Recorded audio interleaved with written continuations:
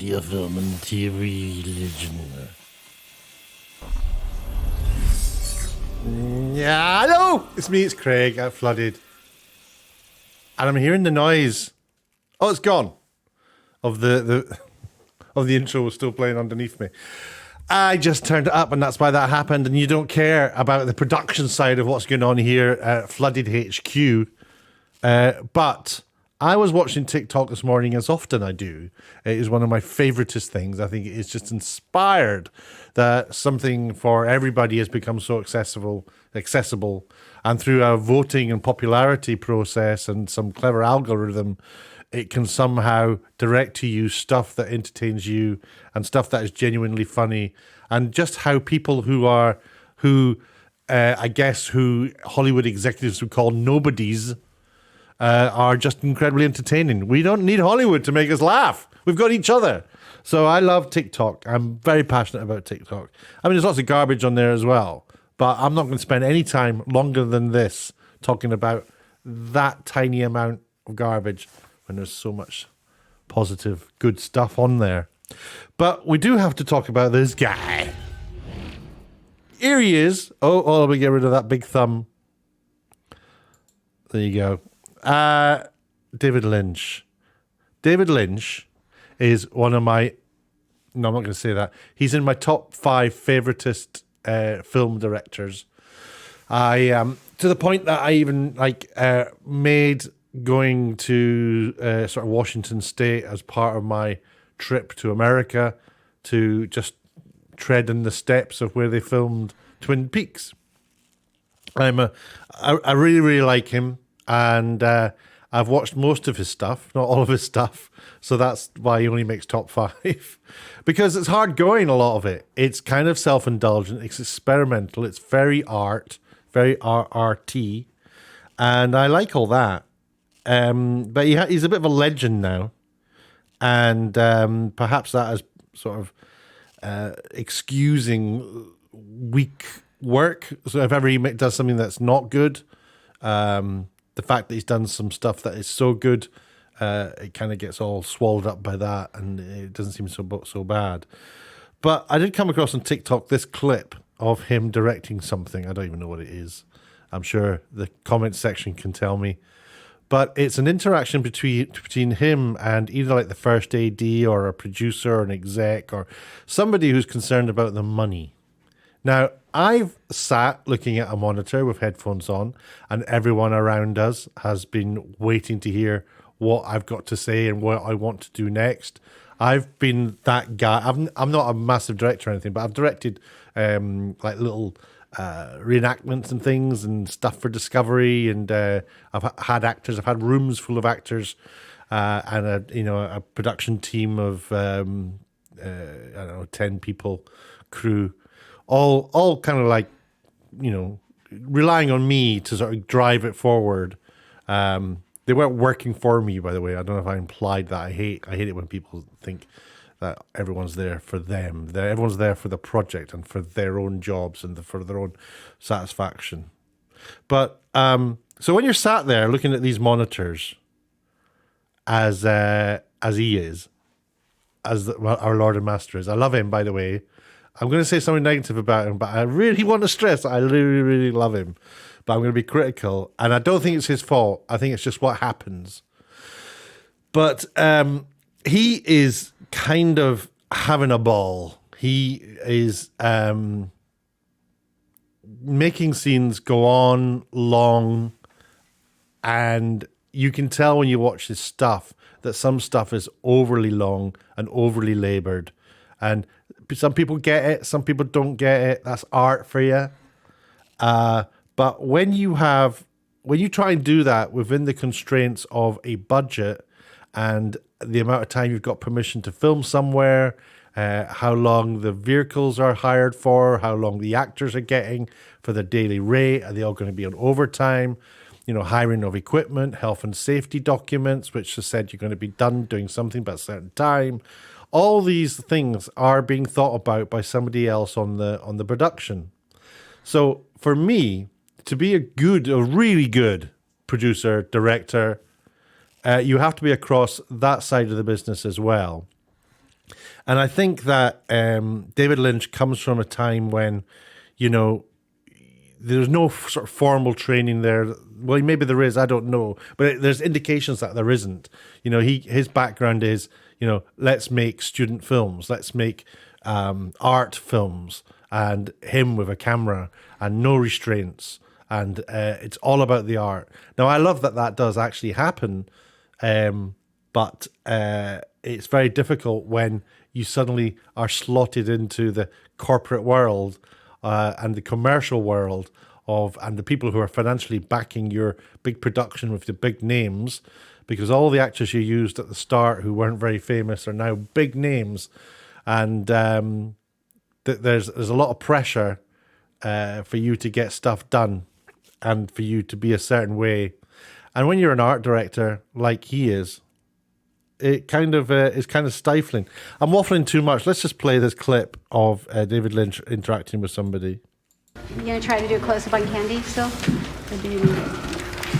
If you want to cut the time down, What is this with everybody? No. What is it? Really? Sorry, he's going to swear. I should warn you to cover your speaker if you're in the neighborhood. This is a family channel as far as I'm concerned, but I'm going to play it again. Just wanted to flag that because you got your speakers on.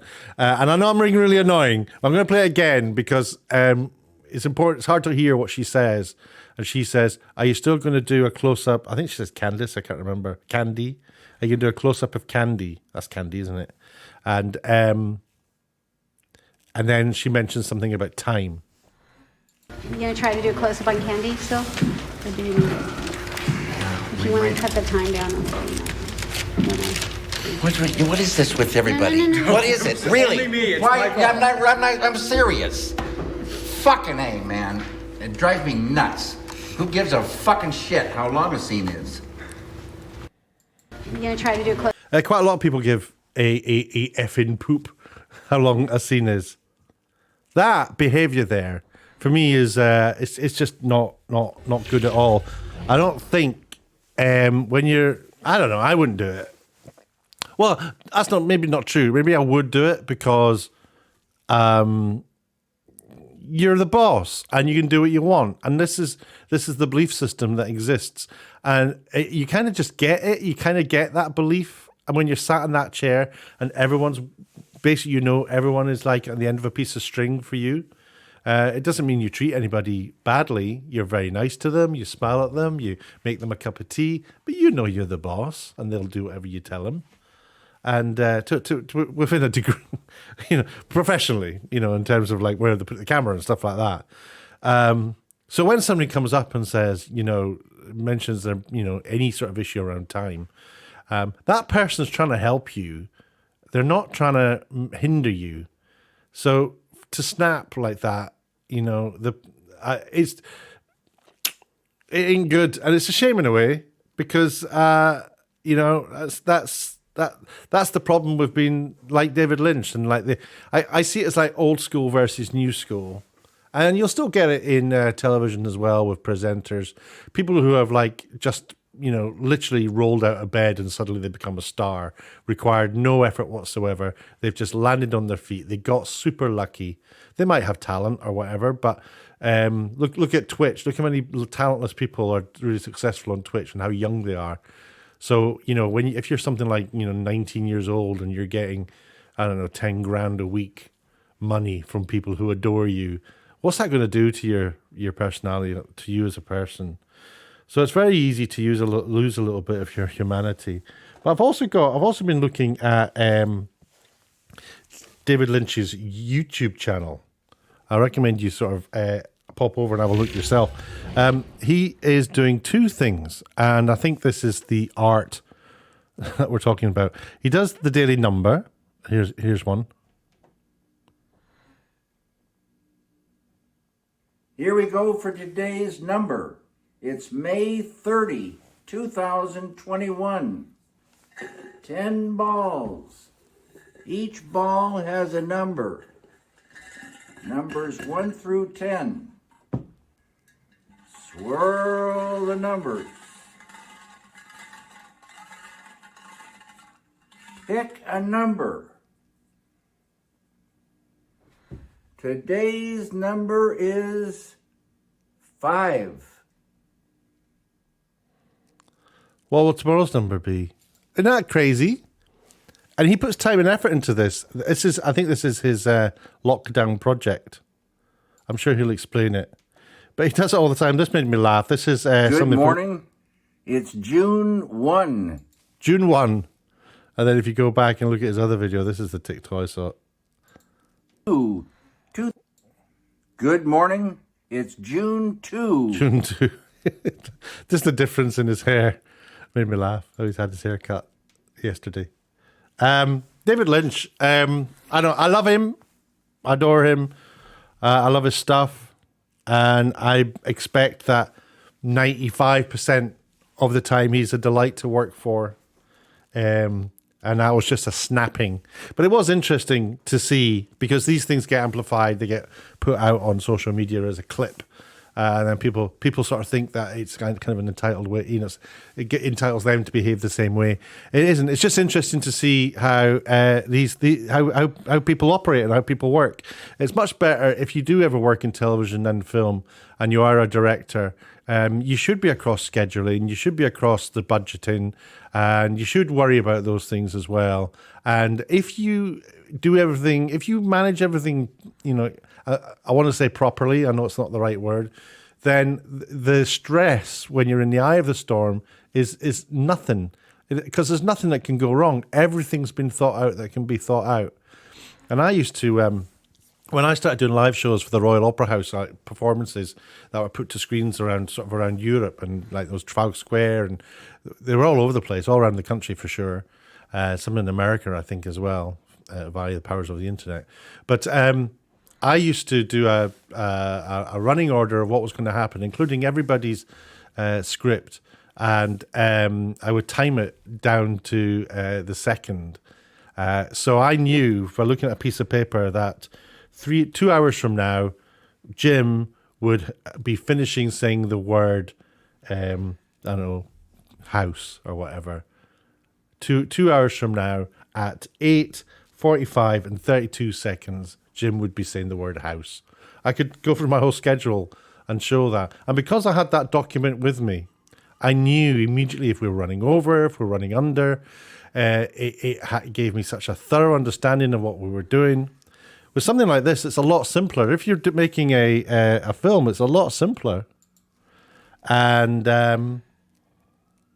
but I understand there's a creative part as well, and I think you can build that into schedules and budgets too. You can say, okay, well, we've got like 4 hours to get this, 2-minute scene done or whatever. Maybe not as much as that.